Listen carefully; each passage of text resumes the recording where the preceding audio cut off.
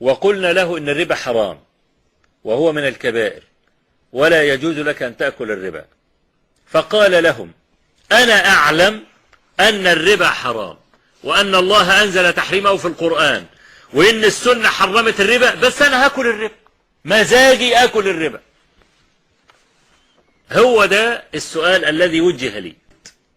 إن مات هذا الرجل مصرا على ذلك فهو كافر بلا شك. ومن المعلوم أن إبليس لم يترك السجود فحسب، لم يترك السجود عمليا فحسب، بل تركه لدافع عقدي وهو الإباء والاستكبار، كما قال سبحانه: إلا إبليس أبى واستكبر وكان من الكافرين. وهذا الأمر اختلط على كثير من السروريين، فصاروا يرون أن من أصر على ترك واجب أو فعل محرم فهو جاحد لمجرد الإصرار العملي دون عقدين، ويعتمدون على كلمة الإمام سفيان بن عيينة، وفهمهم خطأ قطعا، بل هو قول الخوارج، وذلك من أوجه.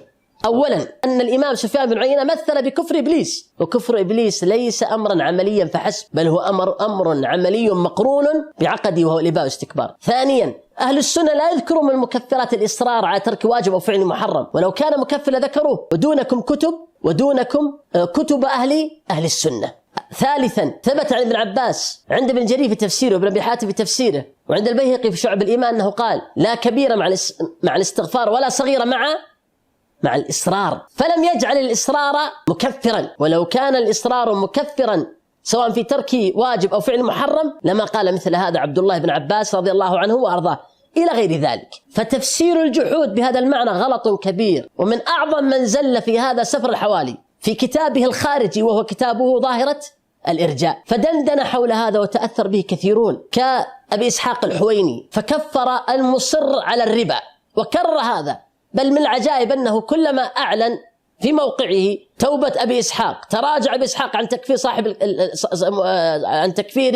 صاحب الربا، تراه يقرر الكلام نفسه ويدور حوله، فهو يرى أن المصر على الربا كافر. وهذه نزعة خارجية قررها سفر الحوالي وتوارد عليها كثير من السروريين والتكفيريين.